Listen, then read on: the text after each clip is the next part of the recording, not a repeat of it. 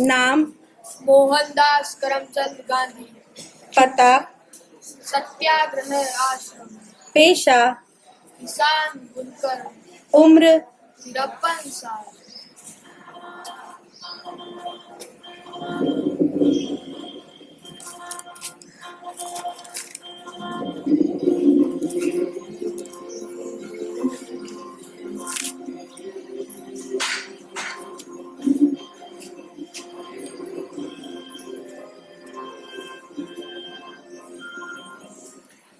ना खड़ग ना ढाल, फिर भी पूरा देश आपके साथ।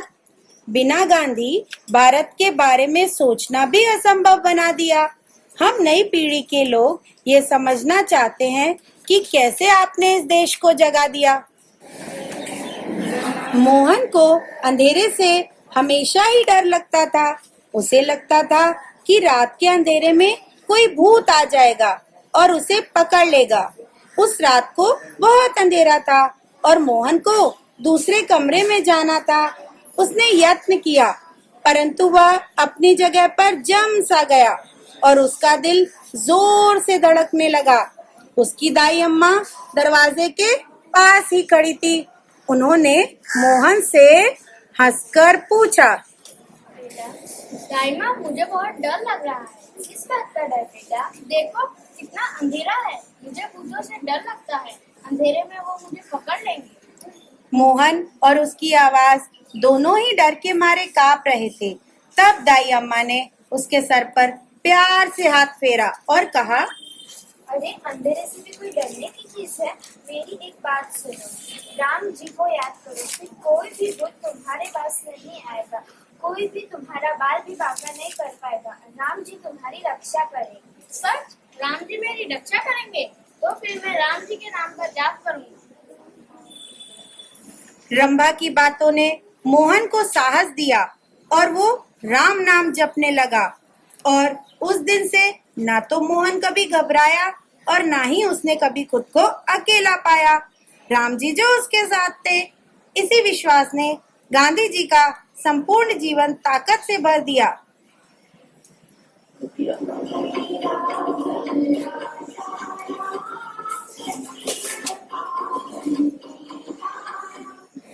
एक बार मोहन राजा हरिश्चंद्र का नाटक देखना चाहता था। इसी ख्वाहिश को लेकर वह अपने पिताजी के पास गया।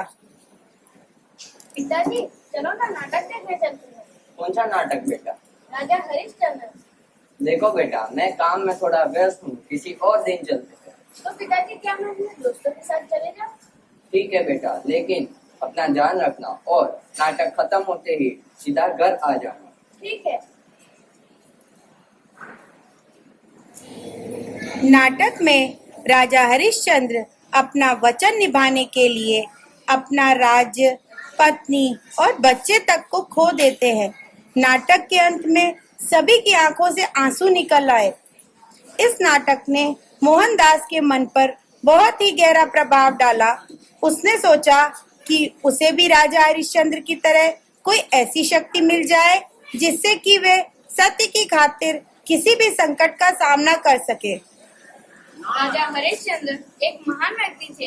उन्होंने सत्य की खातिर अपने राज्य और परिवार को दांव पर लगा दिया। यह नाटक बहुत अच्छा है। उन्होंने मुझे सत्य की ताकत दिखाई है। हम सभी को भी उनकी तरह ही सत्यमय जीवन जीना चाहिए। यह तो असंभव। क्यों असंभव? क्यों? हम जैसे लोगों के लिए ऐसे जिंदगी बिताना कठिन है। हमें भगवान पर विश्वास होना चाहिए, फिर कड़ी मेहनत से हम अपना जीवन सत्यमय कर सकते हैं। आज इसी क्षण से मैं सिर्फ सत्य की राह पर चलूंगा। मोहन, इतना आसान नहीं है। चलो। और उस दिन से मोहन ने सत्यमय जीवन बिताना शुरू कर दिया। बड़ा होकर उसने अपना जीवन सत्य के लिए दांव पर लगा दिया। सत्य और साहस ने उसे जीवन के अत्यंत कठिन परीक्षा में भी सफल बनाया, जिसे देखकर सारा संसार चकित रह गया।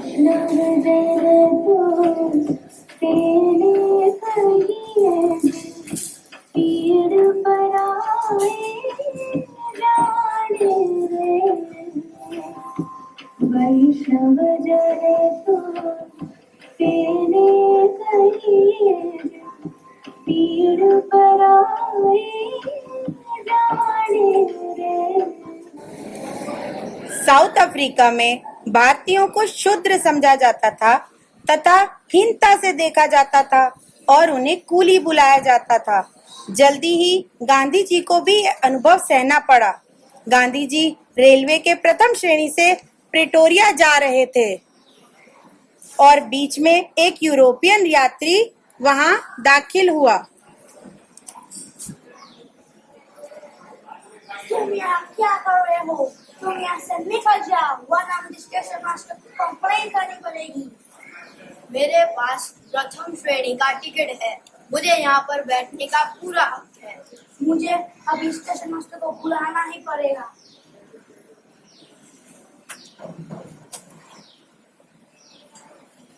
इस कूली को यहाँ से बाहर निकालो। तुम यहाँ से निकल जाओ, ये कोई सिर्फ गोरों के लिए है। मेरे पास प्रथम श्रेणी का टिकट है, मुझे यहाँ पर बैठने का पूरा हक है। लगता है मुझे तुम्हारे जबरदस्ती करनी पड़ेगी। स्टेशन मास्टर ने गांधी जी को उनके सामान के साथ ट्रेन के बाहर धकेल दिया। ट्रेन चली गई। गांधी जी ने कड़ी सर्दी में रात गुजारी, लेकिन उन्होंने अपने सामान को हाथ तक नहीं लगाया। इस घटना ने उनके जीवन का रास्ता ही बदल दिया। उन्होंने ऐसे अन्याय के विरुद्ध सत्य के हथियार का प्रयोग किया और आगे चलकर इसी हथियार को सत्याग्रह का नाम दिया गया।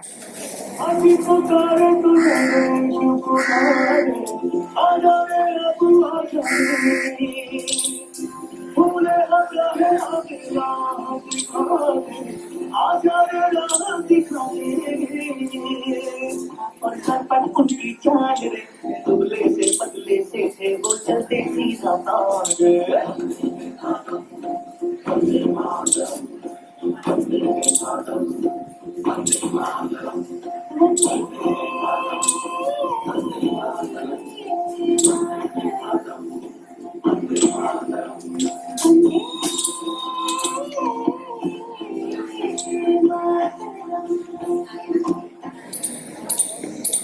गांधी जी से मिलना बच्चों को बहुत ही अच्छा लगता था। एक बार एक छोटा बच्चा गांधी जी के पास आया और उनकी पोशाक देखकर बहुत दुखी हुआ और उसने आश्चर्य भी किया कि इतना महान व्यक्ति कुर्ता तक नहीं पहनता। वह गांधी जी के पास गया और बोला, गांधी जी, आप कुर्ता क्यों नहीं पहनते हैं?